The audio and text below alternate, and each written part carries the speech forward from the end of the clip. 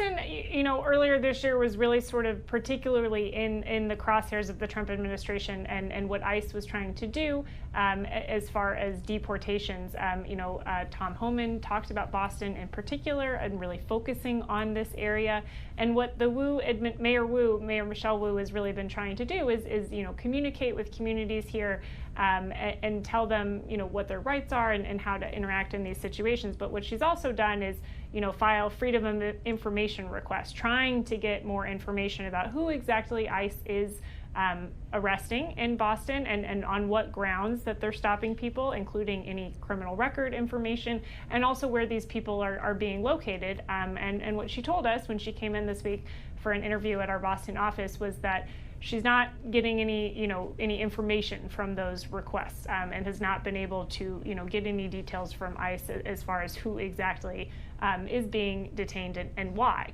Even some basic details in terms of, ICE asking Boston to follow through on detainer requests and saying that the city hadn't fulfilled all of its appeals, but the city doesn't have, the number of requests that the ICE has said that they made. And so, the mayor has expressed some frustration about wanting to get that information, wanting to get that basic detail about how ICE is operating in this city. So has ICE responded to any of this? I mean, have you given a reason why they're not handing over the information that she's asking for?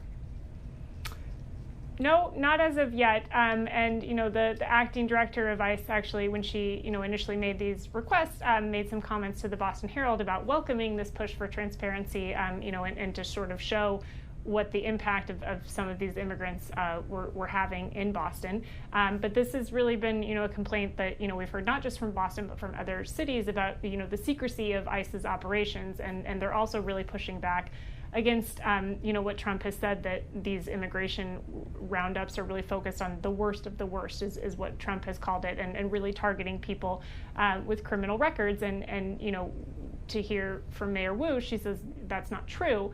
And that they're ensnaring more and more people who don't have criminal records. And we also had some separate reporting from Bloomberg News that more than a third of the arrests that ICE made last month were people who did not have criminal records, which is an increasing number.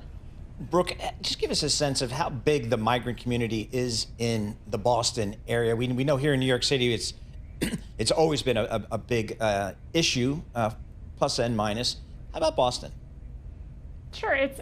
Like any major city, there is a significant population of immigrants here, and it's also home to so many major universities, which also rely on international students for, a significant portion of their student body. And so, it is really a key issue for Boston, and one that the city and the state are very focused on.